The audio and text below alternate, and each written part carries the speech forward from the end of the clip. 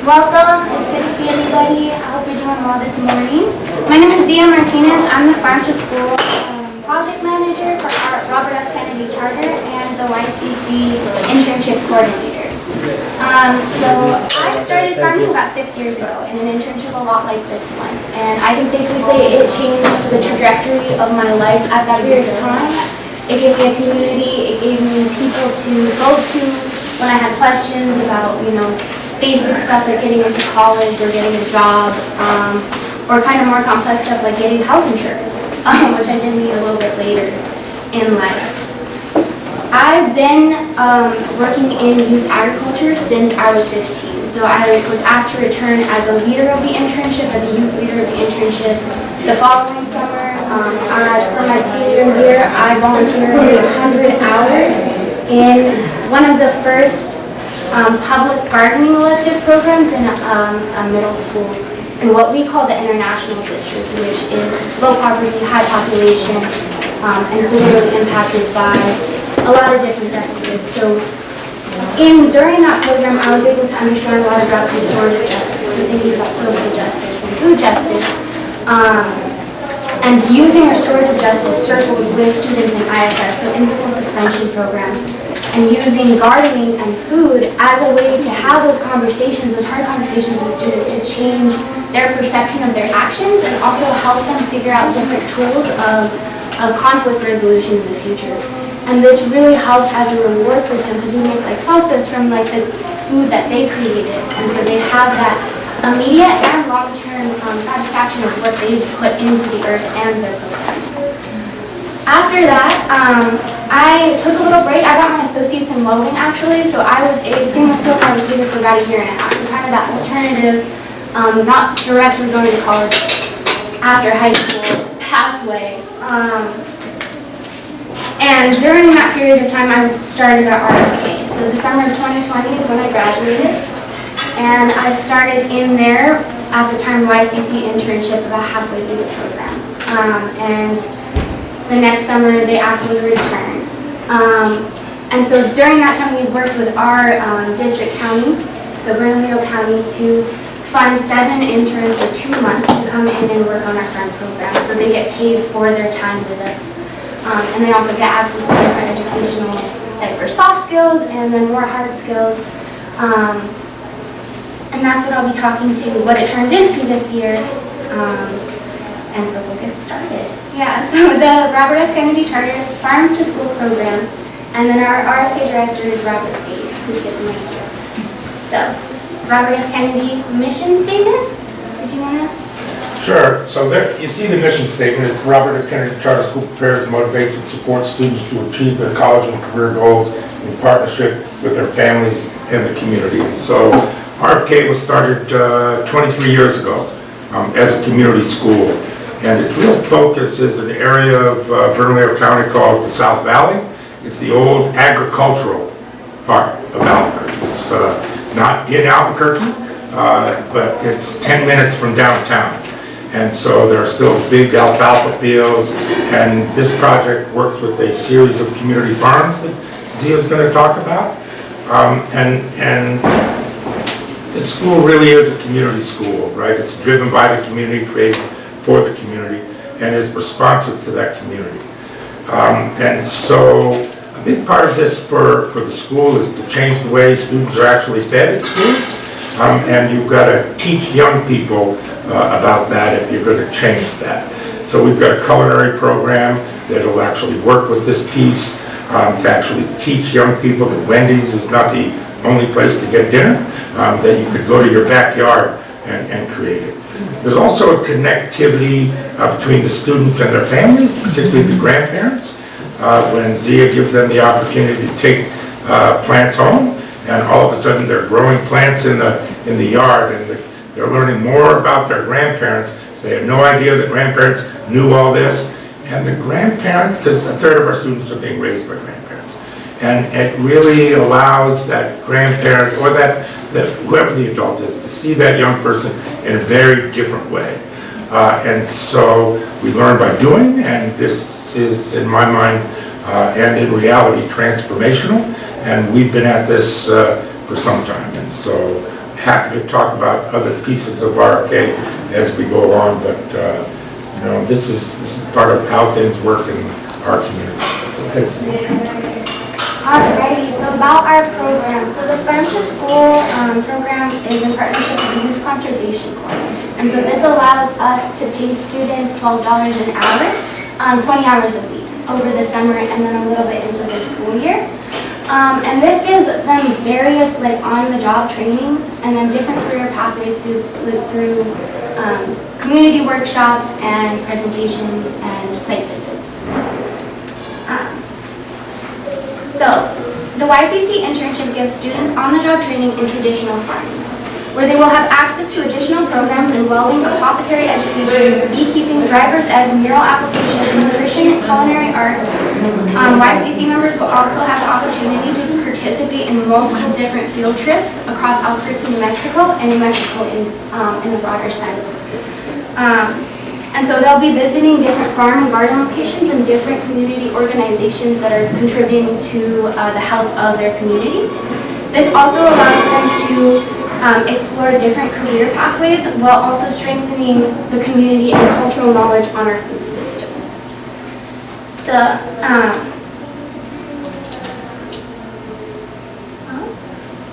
sorry, Beth. All right. So what is traditional farming? So traditional farming practice is the practice of strengthening ecosystems and biodiversity to increase soil and land function through organic means. And so what this really means for students is helping them think long term. Traditional farming, you don't just work that farm season, you're thinking about 5 years in the future, what is that land going to look like? So this really helps students apply that thinking not just to themselves, but like an actual project and really see how beneficial it is to think sustainably. We're also always thinking about environments and how we're impacting the environment. So we practice a low-till technique, and that means we're not going like all the way down into the soil. So students are learning about mycelium growth and how important it is to respect the foundation and build the foundation while you're growing food for your community.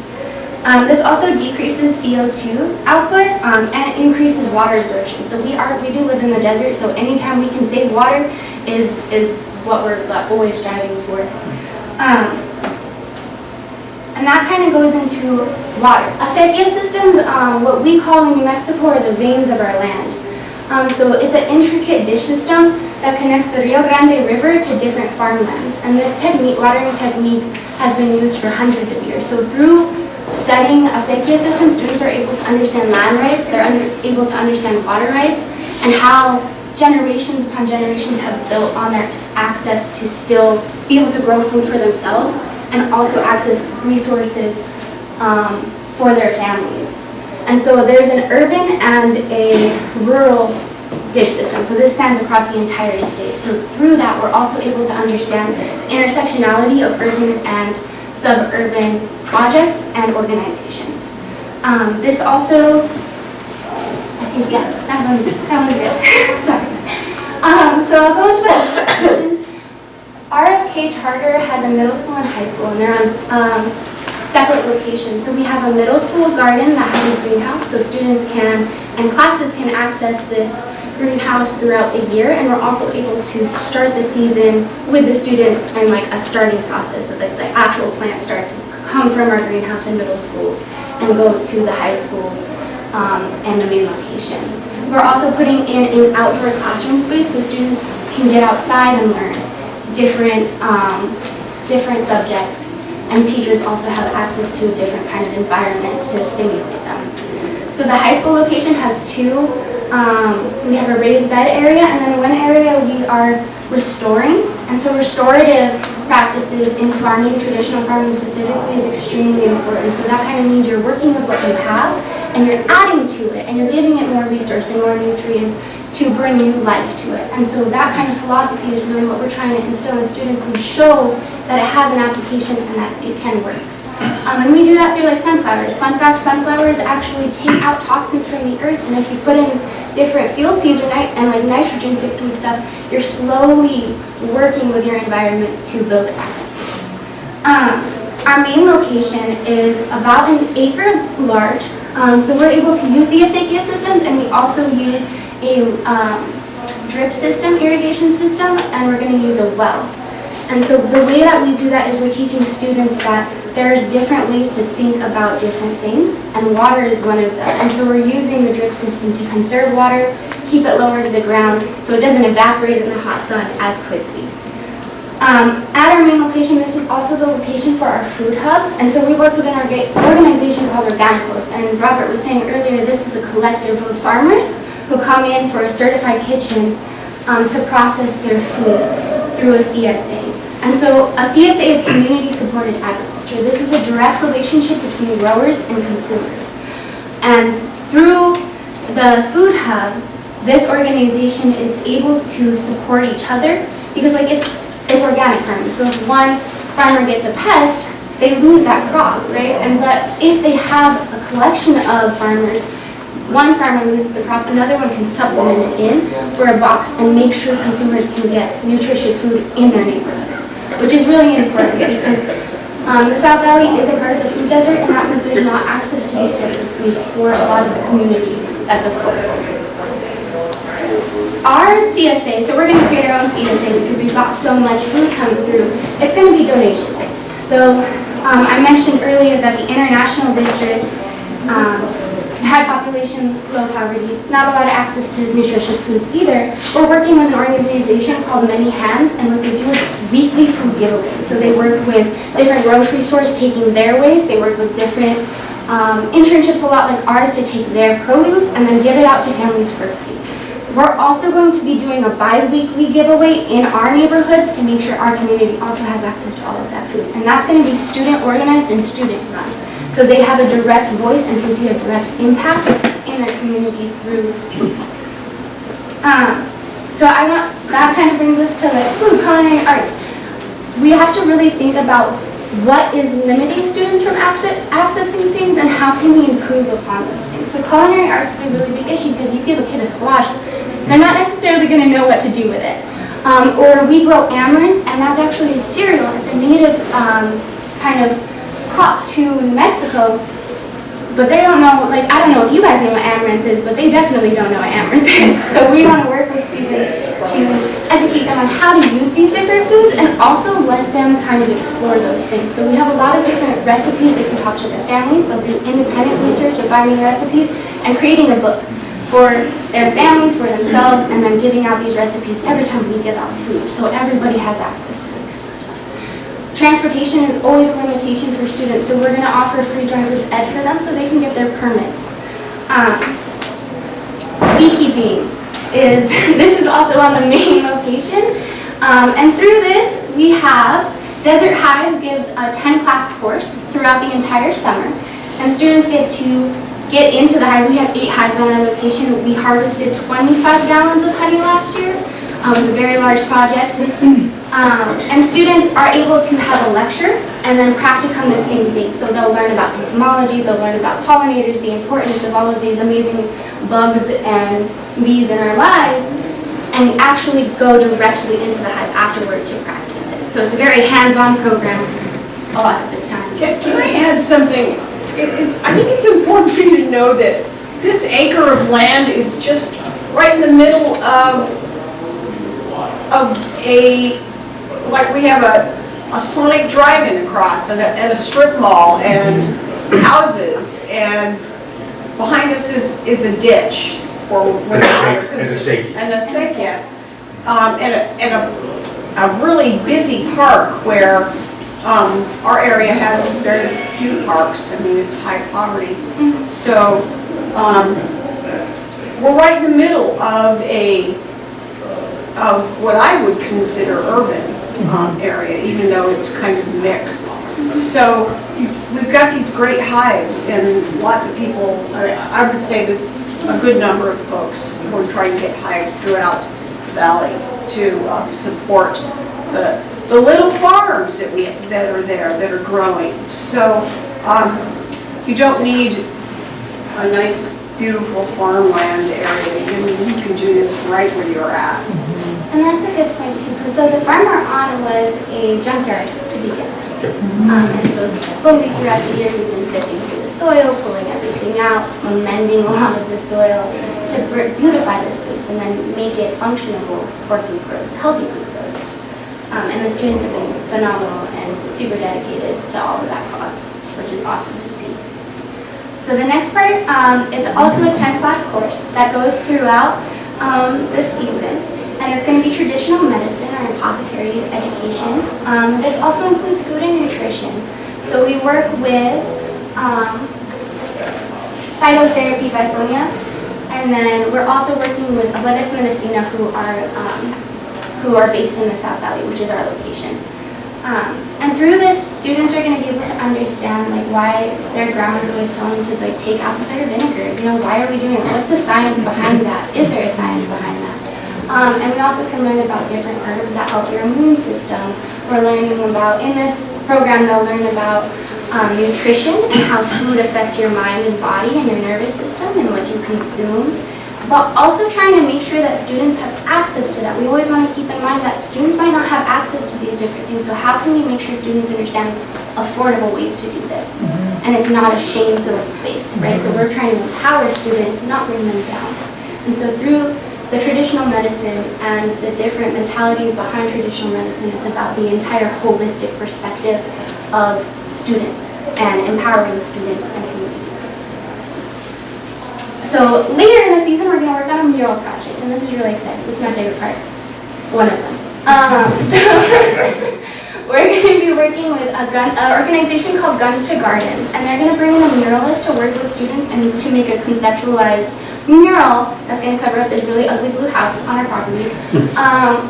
And they're going to depict gun violence for our community.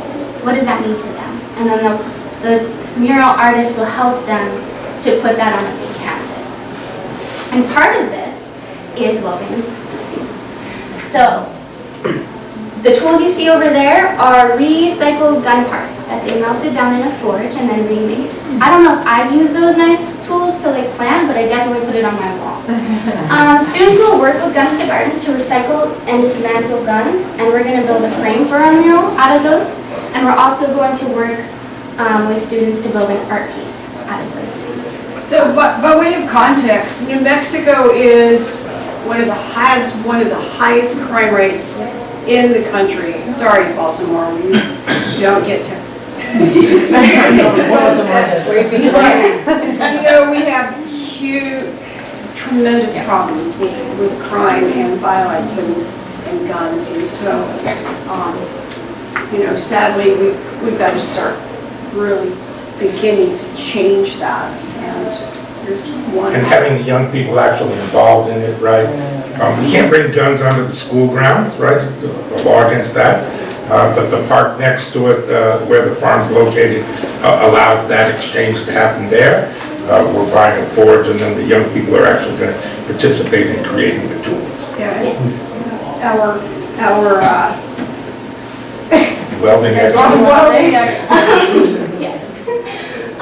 So, yeah, they're going to do a gun buyback right next to our property. So the students can, and they dismantle those guns right on site immediately after they receive them.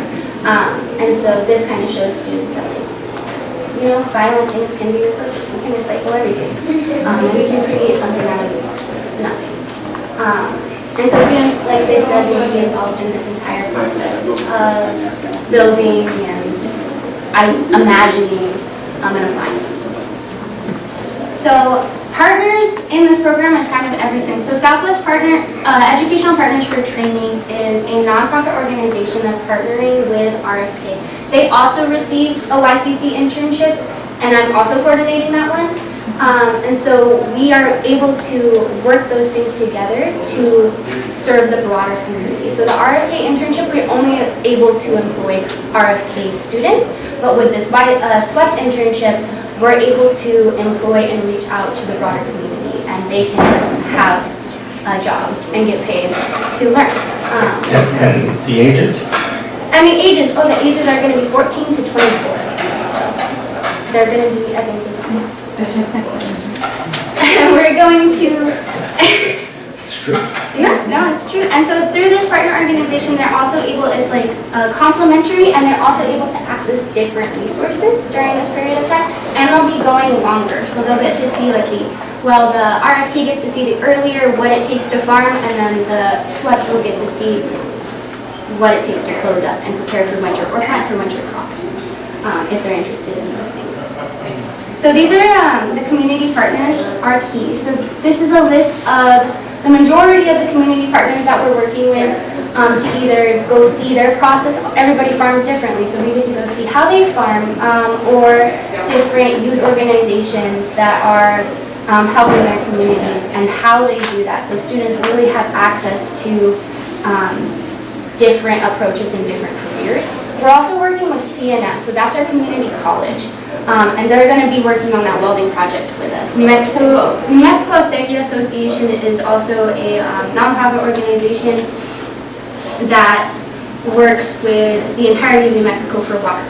And so students are going to be able to access and ask these people real life questions and see exactly what they're doing.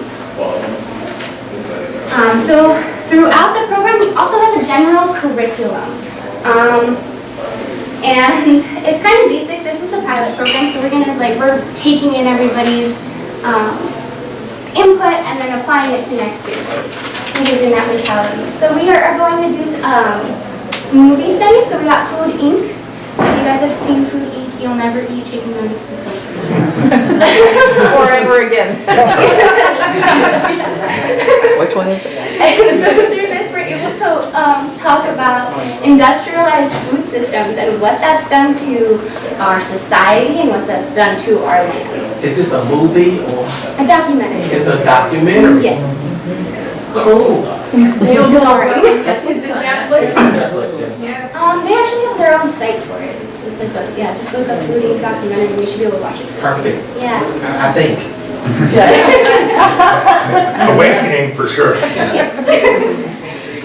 And so through this, we're also able to talk about seed rights. So like Monsanto took a lot of seed rights away from people, and the way they set it up, they can like steal seed from people. So we're talking about that and like how important it is to seed save and how important it is to practice traditional ways of preserving culture. And so that's one of the ways we're going to do that. We also talk a lot about biodiversity, getting students to understand that different things make the system work. And it's a very complex, and understanding the complexity is definitely important. So another one, Gathered, just came out on Netflix. It's a phenomenal documentary about food sovereignty for our indigenous relatives. And they talk about seed sovereignty, food sovereignty, and historically what it meant to caretake the land. And so they're really understanding, and I'm hoping they'll understand how important it is to think about a broader perspective as well. And through this, we talk about food deserts, food sovereignty, and then personal power. And we're going to do a poem about that. It's not super, you know? I'm not very good at poetry. The garden is going to be about, I don't know if anybody here has heard about South Central Farm. But it was 14 acres in LA that the community gardened, and then it was destroyed. And yeah. But so we're going to talk about that. And through that, we're going to have conversations about the past generation's struggles to ensure that we could do internships like this today. And so we'll talk about Black Berets and the different protests and the different organizations and programs that have been fighting to stay, and then how that has contributed to just our ability to farm in general in the locations that we're able to farm as well. I'm big on reflections. And so it's helping students kind of start reflecting at the beginning of like, oh, what do you know? Can we look back at this later and what have you learned? So they can see their progress on paper. We're also going to talk about empathy. Empathy is a really important part of traditional farming because you have to be aware of the land, you have to be aware of your plants, but you also have to be aware of yourself. So kind of introducing students to empathy through a physical representation, which also allows them to have empathy for each other. We're also going to talk about microaggressions, which is a big thing in our language, how we associate with each other, and making sure that the students understand that building a culture is their choice for this farm program, and they have the power to do that and decide the direction that takes. So the final reflection is going to be at the end of the program when everything is said and done, and they're just going to go over what they learned about how they can contribute to their community and how they can empower themselves and each other. So additional information, so earth nutrients, we're also going to learn about foraging laws and connections, and then soil story, the history behind soil, and then fungus, because I'm going to use mycelium and it's extremely important to the network of plants and trees and everything that we kind of know. Questions? Thank you guys so much.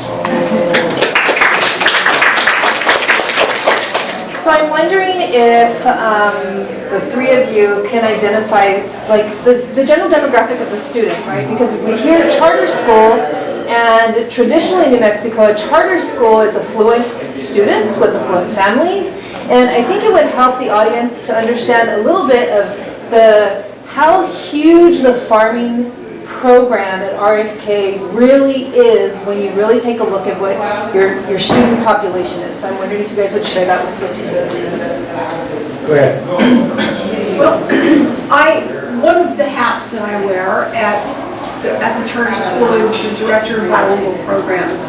We have, our school sits in the middle of about 450, 500 mobile homes where immigrants from Mexico and Central America kind of land when they first come into Mexico. We have one of those borders in El Paso, Texas, where all of the immigrants are trying to come through. And so we have a place where it's inexpensive to live and they can come and live with relatives. So we have students that are English language learners, the majority of whom are. We have our students also are coming from some of the big comprehensive high schools who just kind of fall through the cracks and don't find that support. What else do we have? We have huge special education population, portion of our student body. What else would you add, Robert? Over 95% students of color. We're 100% free and reduced lunch. 350 students, K 6 through 12, so really small school. It was really intentional to be that way. And so we're 23 years old, and when we first started, we were one of the first charter schools. We really served students who had dropped out, and our council is moving us in the direction of being a school of first choice, which I absolutely support, right? And so this is an example of why a student would choose to come to our school, because this isn't really being offered in other places. It's true a lot of the programs that are the offers. We have a fabulous bilingual child development program on campus, so that students with children can come to school. Staff pay $15 a day for their kids, so that they don't have to run off at 4 o'clock. If there's a meeting that runs after, they can go visit their child. They can go have lunch with their child. We've got a very good school-based health center. We have a robust behavioral health program to help support the student issues. It really was designed by the community and for the community. So when they came and said, we want a welding program, we figured out how to get a welding shop and connect it to the community college. When they said paint and body, we figured out how to do paint and body. And the nonprofit Sweat that I'm involved with actually has a paint and body class on Saturdays where community members can actually come and work on their vehicles with expertise. And so we have boyfriends and girlfriends, we have mothers and daughters, we have people that drive 150 miles to work on their car because it's free, and we have the level of expertise that's there. The culinary program is pretty phenomenal, and the kids love it. They love making food, they like eating food, and they'll be participating. The Ycc students will have the opportunity to do this. The fact that the students will earn $4,000 is a big deal. We'll put over $300,000 into the families in our community through this project. The kids go home and they help pay the utility bill, right? They go home and help with the grocery bills. It's their first job. And with COVID, because it was food related, the governor said, you can do this. And so when everybody else had to stay home, the kids working on the farm got to come in and work on the farm. And just those kids come back together, because, right, that changed everything. So we had a senior lunch yesterday for the kids that are graduating on Friday. There's a young man, Desiderium, who during COVID just disappeared. And wasn't going to come back. He needed 2 classes. So he's back this year, and he finished A's in both the classes. I saw him, yeah, he's just so proud. And this Youth Conservation Corps program working on the farm was a huge piece of his personal development, right? So it's one kid at a time, working with other kids, because these kids won't know each other, right? But they'll come together, they're going to bond, because we're all working on something together. And so it's organic, and so bugs come and want to destroy it. So one of my favorite things is Zia will take a group of kids up, go out, they'll surround a tomato plant, and they'll all be squishing bugs, right? But the plant loves it, right? And the plant lives, right? And the kids now own that. The beekeeping, Linda Ortega went through the beekeeping training, certified. The young people just respond to beekeeping in a really fundamental way. They begin to get it. They had no idea. They had no idea what this bee's doing. But now they're harvesting the honey, they're giving the honey away, they're taking it home, and they're really understanding what that insecticide does when they come in and spray those plants. They understand that without those pollinators, you don't get the crops, right?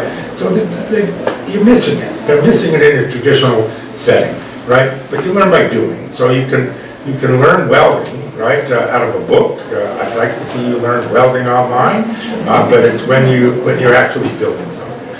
And so we've got a very nice little welding program, but this is an opportunity to take a gun buyback program where they're going to get $100 worth of food gift card, and the kids are going to realize there's something you can do about the violence. Violence in our community is deadly. When COVID first started, there were 4 young people who were murdered in youth-on-youth violence, right? And so that impacts our students, right? And so being able to come together and heal together is just a really critical. We have a question over here?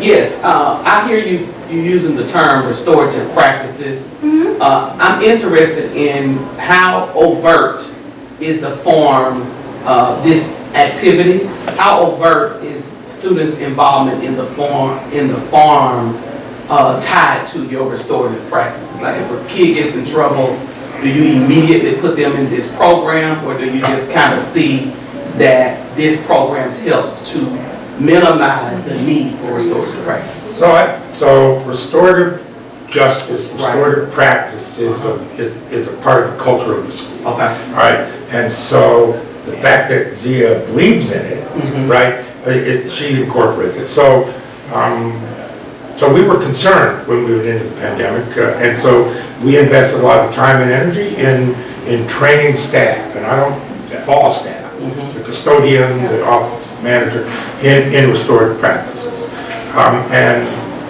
You can't wait till something happens, right?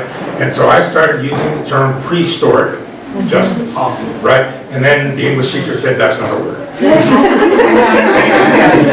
But the idea being is that you don't wait till something happens, you do this on a regular basis, right? And so that the teachers, our friends from Johns Hopkins came and said, they call it connection circles, right? And so not only do they call it, they do it, right? So when they do a meeting, it's done that way. And so we train the teachers and the behavioral health staff to do this once a week with their class. The teacher has to show a certain level of vulnerability, right, if you're going to do this effectively. So some teachers don't want to give up that persona of power in the classroom. So we've got a very strong behavioral health team, and they will go in and lead that circle in order to create that opportunity. And so everybody's been exposed to it, but it takes people like Zia who's actually going to implement it. Ropes courses are a great activity for young people, but it's the conversation that happens before you go and the debrief after that the real learning and understanding happens.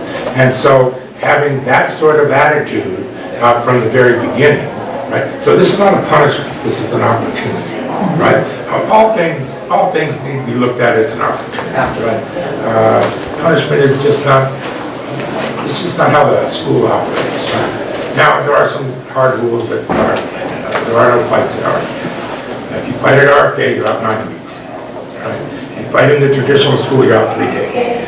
But in those 9 weeks you're out, we're going to find a way to provide the services to you. You've got to come back and meet somebody with the behavioral health team 6 times. You need to meet with the staff, read a reinstatement essay about why you should come back. We don't have repeat fights. We might have 2 fights a year, and it happens as part of our orientation program.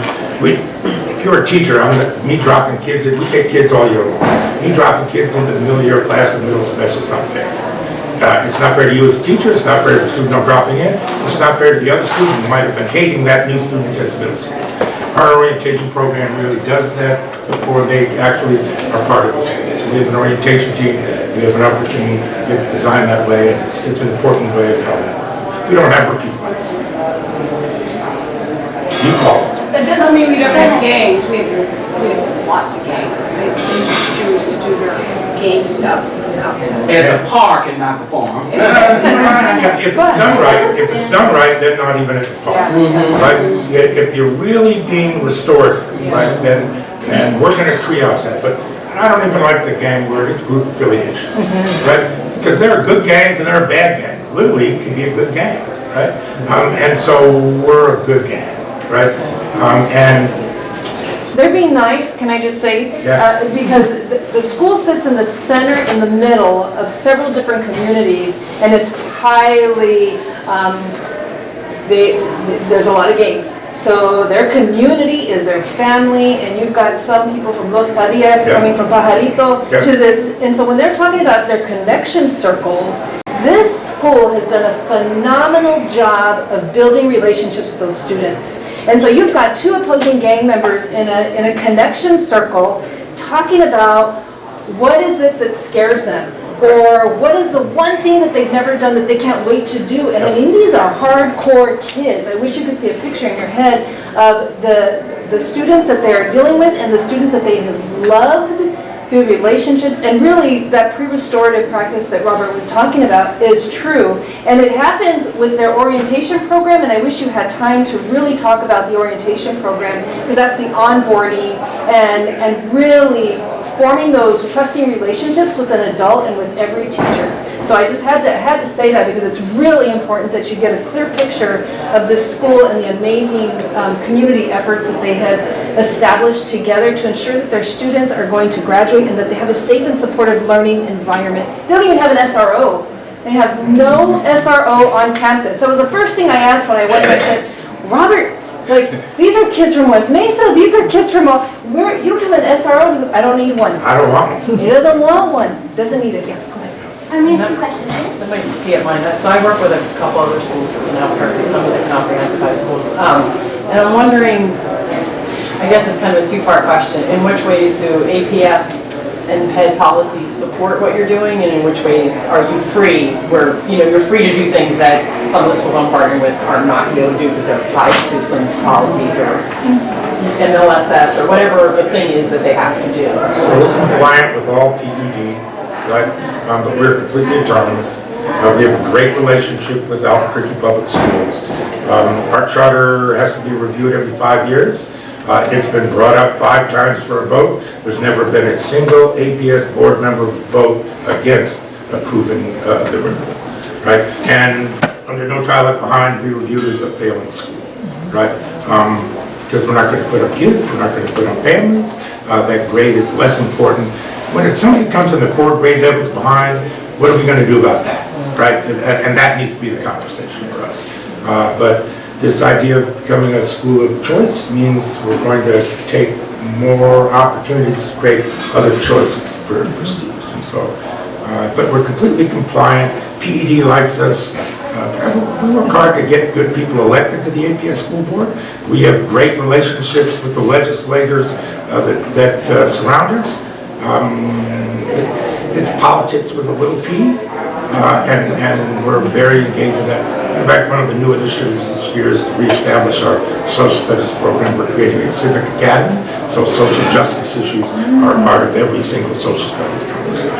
So it sounds like they don't necessarily get in the way, but it doesn't sound like they're necessarily any policies or supportive of what you're doing. Not like you're not. You said the board seems like, okay, they'll let you keep doing what you're doing. I don't want to get too much in the weeds, but no, so I've started a number of schools in New Mexico. The last one was Gordon Burnell in the West Side Jail. I'm a huge supporter of that, right?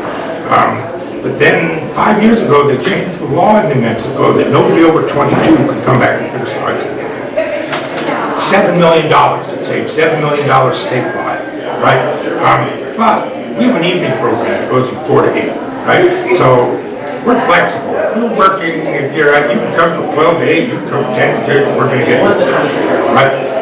But we had 30 people that were over 22. We graduated 2 grandmothers, right, over 22 years. They came and said, I didn't graduate, my kids didn't graduate, my grandkids won't go to school. I want to come back and get it to show them. We did. Transform that family. When an older brother or sister, right, comes back to school and that young person sees that it's important to them because they realize they screwed up, that transforms that family, right? And so the legislature, I'd say when you look at RFK from Santa Fe, you're looking at it with a telescope, you need to come and use a magnifying glass and see what's really happening, right? And so you have to teach that, right? So I go to the LESC, I do my testimony, I press on this. So you know, I was really interested in the work done with your keynote. I mean, what they're doing really needs to inform the learning and the education that's going on in your schools. We have the nonprofit allows us to bring in the moms that have worked all day, 2 or 3 jobs cleaning. They come in for ESL classes. We provide that for them. They're doing citizenship classes. So that creates an environment where the kids see these poor moms like trudging into school at night to do this kind of education for them. So, you know, luckily we can provide these courses, but that kind of work done, Michelle, you can pass this on to your, that needs to inform what's going on, real structures that really support, that allow. We have another question. Yeah. Just maybe you have mentioned this. Can you mention share more about the fundings for the programs? And let's say if someone wants to open up like similar programs in, let's say Memphis, I'm from Memphis. So what should we be prepared for in terms of funding?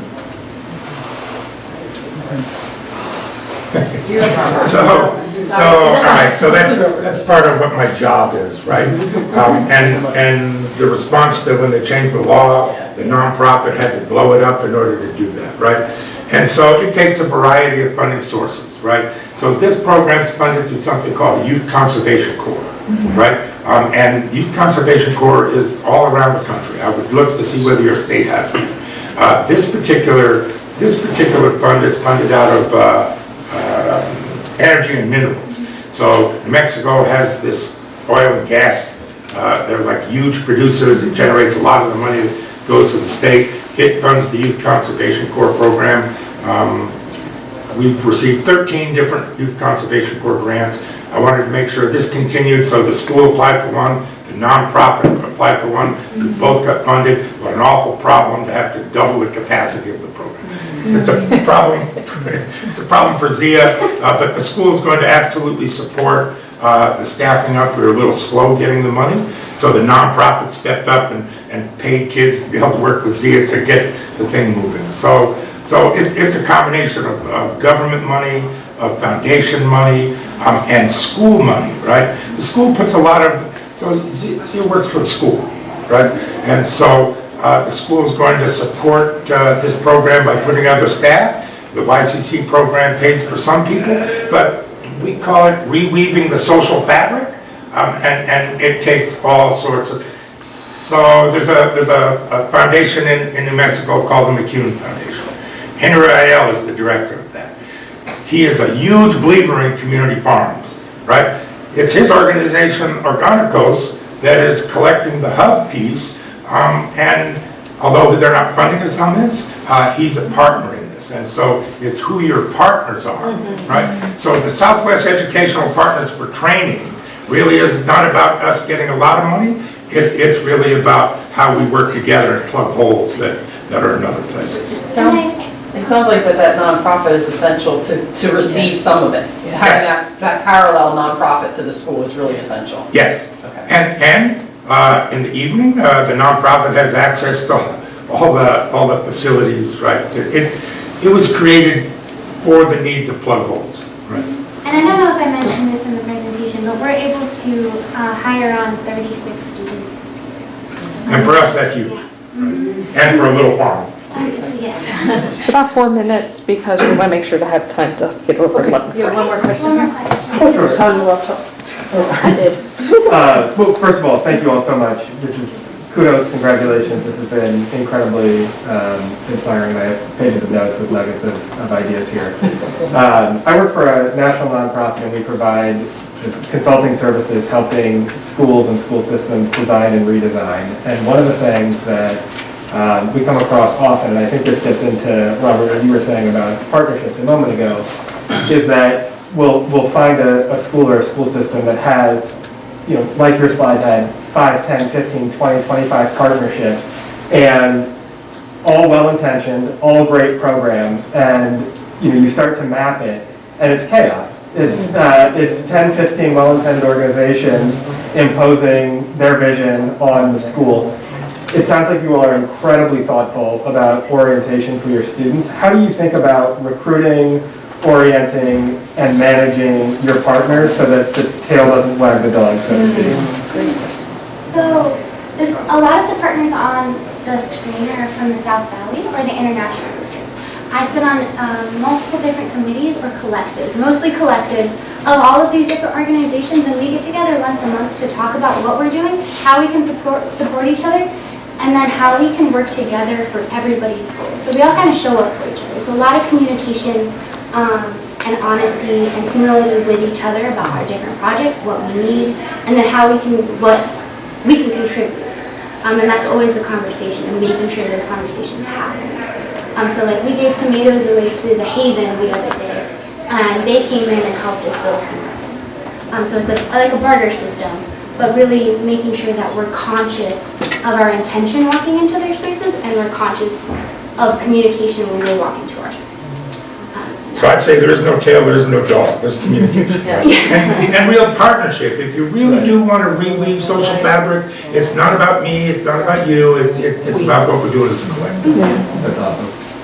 Thanks. And they're picky. They are. I've seen Robert say no to some people because their vision doesn't match what the school has in sight for them. So, and it is okay to say no to, because sometimes too much money is too much of a problem. That sounds crazy, but it's true. So I've heard him do that. This has been an amazing presentation. Are there any other questions? I do have one more. Yeah, go Sorry. ahead, Courtney. If nobody behind me. Go ahead. Oh, I'm sorry. Let me not talk. This might come off as kind of crude, but it's coming from a place of like just curiosity about how you think about this. Like, what are the outcome goals that you are hoping to achieve? Like, what would you pay attention to say, hey, we really got the results that we wanted by putting this together? Because I imagine there are many different ways to think about that. Yes, there are. So it's going to matter on the success of the different workshops that we have. Do we complete them? The students are going to do a survey at the end of every workshop. How many families were we able to feed during our time here? How organized were they? Were we able to keep track of everything? And can students sustain that on their own? Or do I have to be there? Or does someone have to be there? It's also like the general success of it would be that students can come back next year and we can just add on to their knowledge and it sticks with them. So it's the sustained knowledge. I'm not sure what else you have in mind. This is hard work for kids. Some kids aren't used to doing this kind of hard labor. And I think that when they stick it out, our retention, and then when they come back, I think to me, that's my biggest indicator of success. And so, I don't know, you guys probably have other things, but when I see kids come back, stick it out, it's hard work. Bring other kids to it, right, because they've been through it, so it's about better and better, right? So the dialogue about how do we improve this, right? That we're not done, it's a piece of work, and for me, and it's longer than this project, is how do we change the way kids are fed at school, right? It's a tragedy in my mind, but it's going to cost more money than what they get, and so how much more money, right? So our evening program is going to be our pilot on that. Our culinary program is going to try to feed everybody in the evening program, so I can put a dollar amount to how much more money do I need to raise, and where does it need to come from in order for me to demonstrate that young people can be involved in creating that food and feed each other and educate each other, because it's got to be sustainable. So you know, partners are great, but it's got to be sustainable. If it's not sustainable, I really don't want the money, right? You've got to be able to embed it. I think it's a lot of cultural responsive learning, because it's really, the community is rooted deep in the culture of New Mexico. So you have the Latinos and you have the Native Americans who farm that land. If you guys can see where the school is located, it was in the center of a chili crop that was there for many, many, many years. And now we have a Walmart and we have all these other things. And it's that cultural relevance that we talk about in schools, and how do we honor those cultures and how do we bring those together and into the classroom, but virtually like outside. Or that we don't talk about. Yeah, right. And to further answer your question, we've had students who have volunteered their time after the program to come in, like every week, to contribute to the farm and continue that process. So I think that's also a success. So on Saturday afternoon, when I go there, she's there with a group of kids that are volunteering their time because they believe in this project, and they were in last year. One other piece, if you do 2 Ycc programs in a row, you're eligible for a $2,500 scholarship to use any way you want to improve your education. So there's got a pieces. And I think I might be almost out of time. It's a question about student voice from our first session, interested in how student voice is used to create programming. And as he said, better and better is the goal. What role does student voice play? Everything. This is a student, the ideal is it's a student-run program. So what they say and what they want to implement, because I think student voice is great, but I think that student action is better. And making sure that students have the resources to take that action. Because, I'm only 22, so I remember exactly what it is to be in school and say, you have a voice, but you can't take these actions. And so I'm a deep believer in making sure students have resources, not just within the program, right? Resources out of the program to implement the things they want to see change. And I'd add the development of leaders, right? Because what she's talking about is how you develop leaders. Because when you teach them to take action, so poder is the word for power in Spanish. But it's a verb. It's an action, right? It's not a descriptor. Thank you.